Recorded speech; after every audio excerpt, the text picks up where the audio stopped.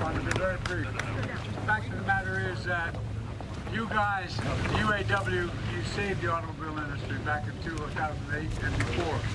Made a lot of sacrifices, gave up a lot, and the companies were in trouble. But now they're doing incredibly well. And guess what? You should be doing incredibly well too.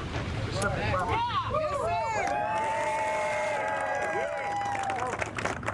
Stick with it, because you deserve the significant raise you need and other benefits. Let's get it! Let's get back what we lost, okay? We say them, it's about time for them to step up for us. Thank you.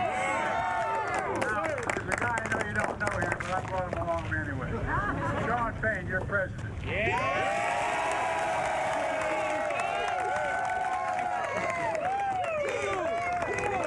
All right, good afternoon, UAW family.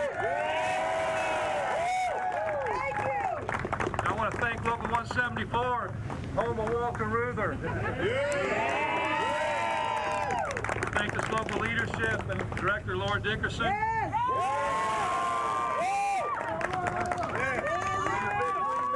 Because you're all the reason we're here. This is all about the membership. You know, this site, Willow Run, it holds a historic place in the history of our union and our country. You know, this was part of the arsenal of democracy during World War II. It's where they built the B-24 Liberator bomber. You know, that bomber, they built one of those per hour when they were at their peak. It's what helped us win the war. So today, 80 years later, we find ourselves here again with the arsenal of democracy. It's a different kind of arsenal of democracy, and it's a different kind of war we're fighting. Today, the enemy isn't some foreign country miles away. It's right here in our own area. It's corporate greed. And the weapon we produce to fight that enemy is the liberators, the true liberators. It's the working class people, all of you working your butts off on those lines to deliver great product for our companies. That's right. That's how we're going to defeat these people. That's how we're going to defeat corporate greed, is by standing together. You know, this is a historic moment, the first time in our country's history that a sitting USA president has came out and stood on the picket line.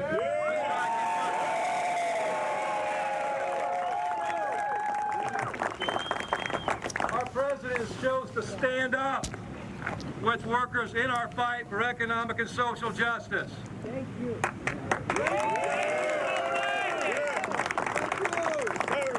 You know, it's a historic day and a historic moment in time. You know, just as today, you know, it's about the auto workers who are part of the fabric of the working class of this country. We're the people that make the world run. It's not the billionaire class, not the elite few. It's the working class of the billions of people who have been left behind. That's what this battle's about, changing that. You know what's going to move this? It's not some executive that owns our future. It's us. It's working class people from all walks of life.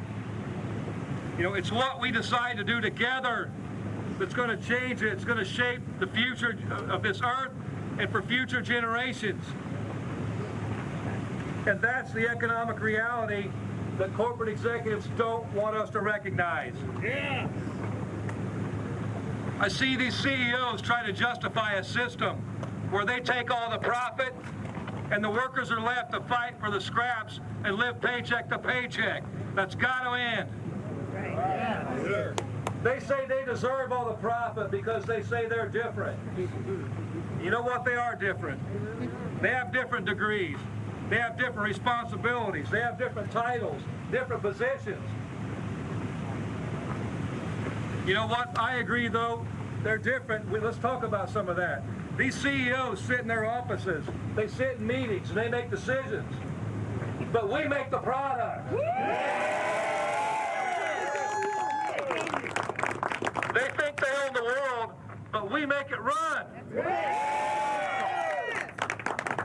The CEOs think the future belongs to them. Today belongs to the auto workers and the working class.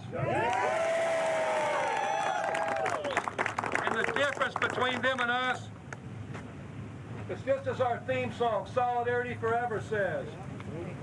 Without our brain and muscle, not a single wheel would turn. That's what's different about working class people.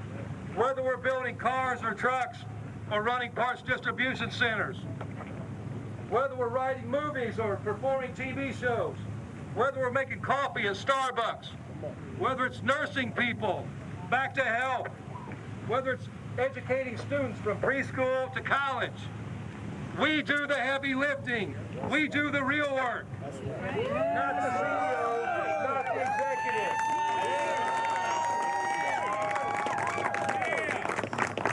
And though we don't know it, that's what power is. We have the power.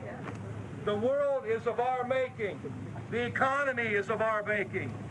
This industry is of our making. And as we've shown, when we withhold our labor, we can unmake it. And as we're going to continue to show, when we win this fight with the big three, we're going to remake it.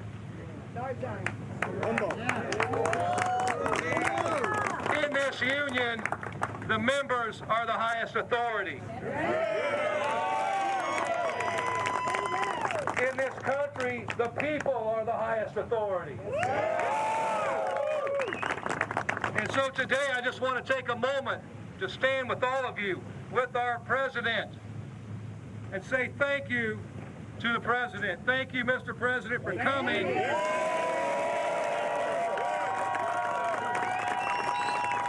you for coming to stand up with us in our generation's defining moments. And we know the president will do right by the working class. And when we do right by the working class, you can leave the rest to us because we're going to take care of this business. So thank you for coming out. Thank you for being a part of this fight.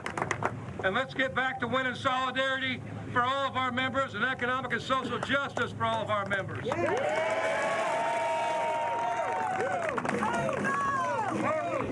Heard me say it many times. Wall Street didn't build the country. The middle class built the country. Unions built the middle class. That's a fact. So let's keep going. You deserve what you've earned, and you've earned a hell of a lot more than you're getting paid now. Thank you very much.